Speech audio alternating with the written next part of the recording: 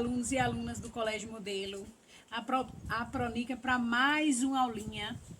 Nós vamos hoje tratar de 4 assuntos de matemática: potenciação, raiz quadrada, multiplicação, moda e mediana, tá certo? E para tratarmos desses 4 assuntos juntos, nós vamos usar outro assunto do nosso cotidiano, que é a Constituição Política do nosso país, tá? Então, nós vamos aprender sobre o Senado e sobre a Câmara dos Deputados, tá?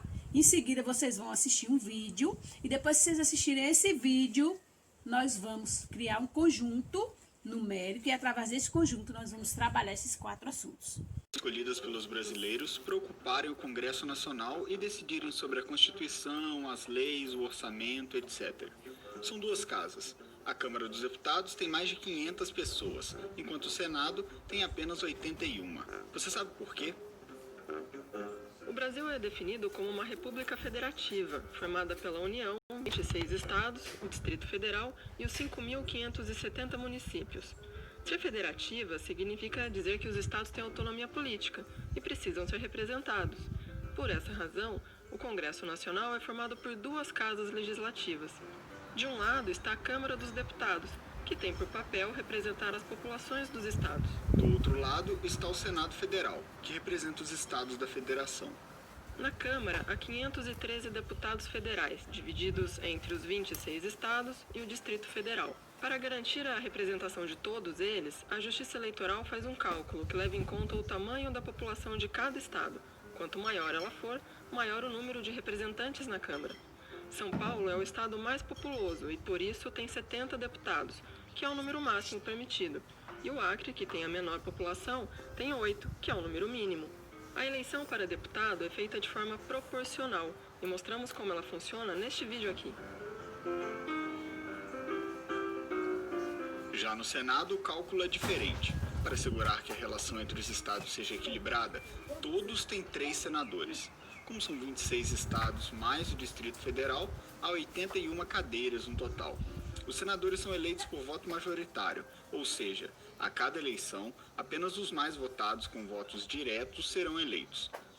Uma particularidade dos senadores é que eles têm mandatos de 8 anos, e não de 4 anos como presidente, governadores, deputados estaduais e federais. Na eleição de 2010, por exemplo, foram eleitos 2 senadores por estado. Em 2014, os estados escolheram apenas um senador. E em 2018, serão eleitos 2 senadores por estado novamente. Dando mais uma informação do vídeo que vocês assistiram, né? Os atuais presidentes da Câmara é Rodrigo Maia e o presidente do Senado é Davi Alcolumbre.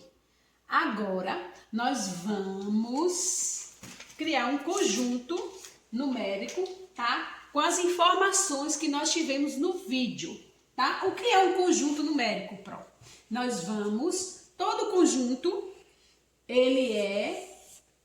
começa com a chavezinha. Por que o conjunto? São vários números que a Pro vai colocar aqui, por isso que ele é um conjunto. Então, primeiro número que nós vamos colocar no vídeo diz, nós temos 26 estados e um Distrito Federal, né? Então, vamos colocar o número 26, que são as quantidades de estado que nós temos no Brasil.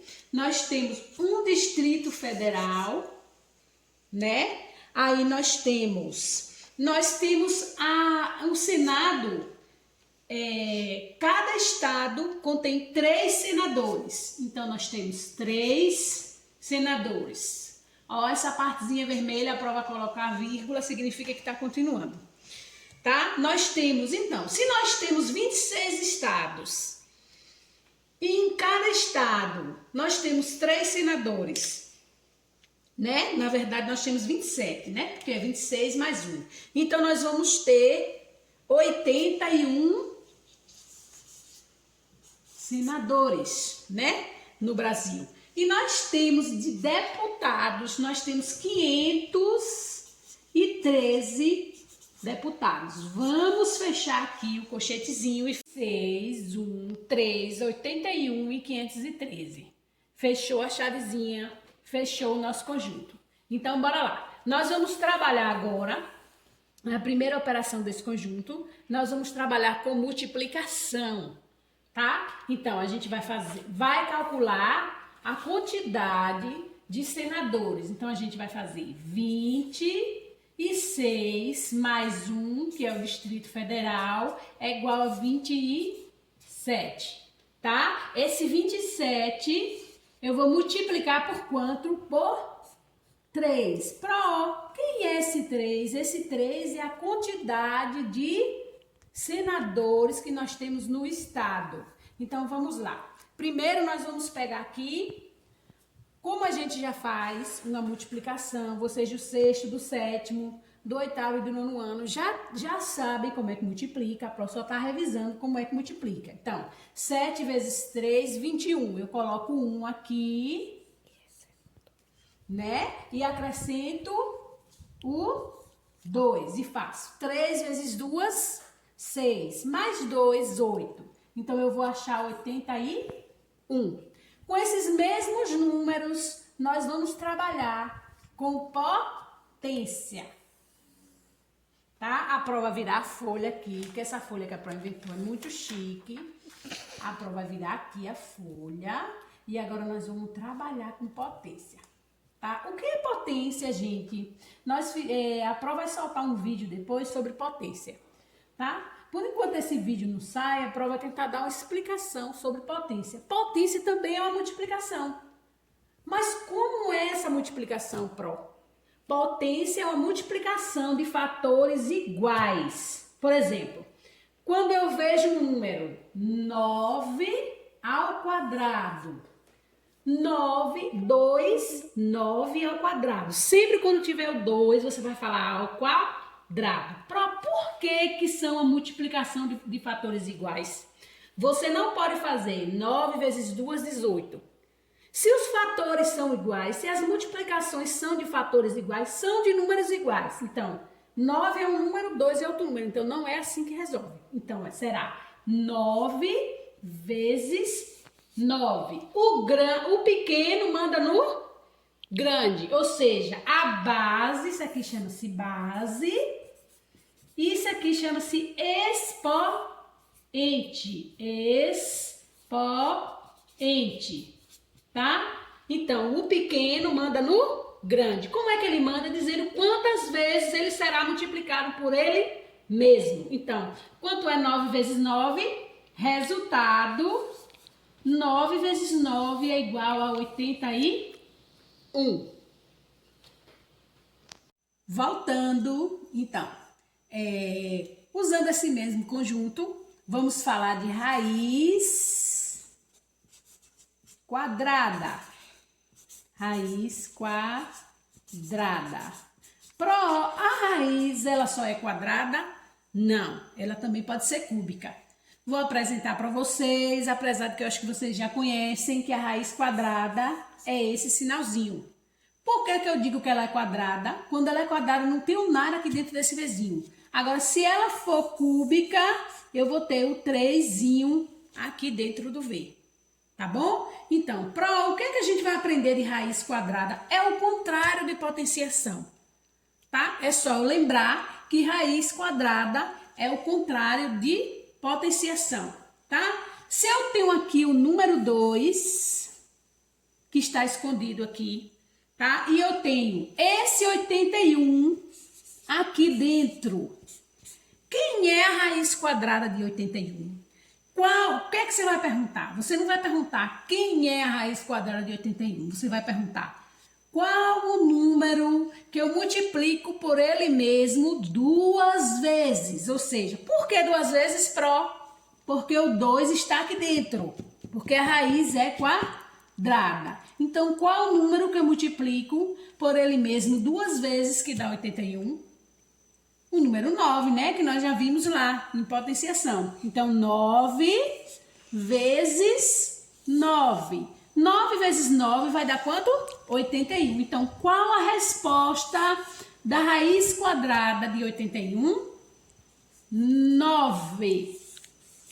Tá? Então, é uma coisa bem simples, né? O contrário. Então, assim, Nós vamos ter essa aula base, depois vocês vão ter exercício de fixação desses assuntos. Agora vamos para a parte de moda e mediana. Vamos ver moda, como o nome já diz, moda é aquilo que se repete. Por exemplo, vocês compram um tênis, todo mundo quer aquele tênis, né? Então isso vira uma moda. No conjunto, moda, que a moda pode ser indicada pela letra M, o ozinho pequenininho, né? A moda desse conjunto é o número que se repete. Então, 26, 1, 3, 81 e 3. Qual é o número que se repete? O número 3. Então, a moda desse conjunto é o número 3. Agora, vamos aprender a média. A Pronica vai virar aqui o papel. Espera aí. E a gente vai aprender média. Média aritmética.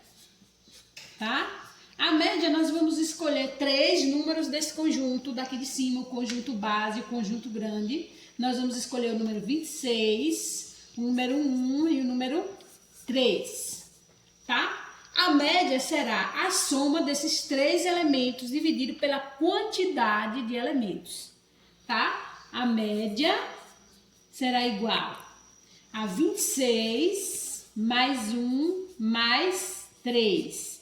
Dividido por 3, que é a quantidade de elementos. 1, 2, 3. Nós temos 3 elementos. Por isso, dividido por 3. Então, 26 mais 1, 27. Mais 3, 30. A média vai ser igual a 30, dividido por 3. Esse traço aqui indica divisão. Indica que o numerador, que é o número de cima, 30, está sendo dividido por 3. Que é o denominador, tá? Então, fração, gente, é uma divisão.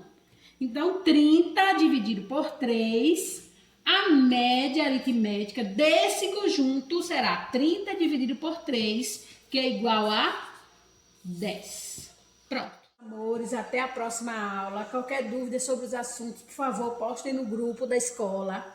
Cada série terá o seu grupo, aí vocês postem o grupo, tá? Na próxima semana, nós enviaremos atividades referentes a esses conteúdos.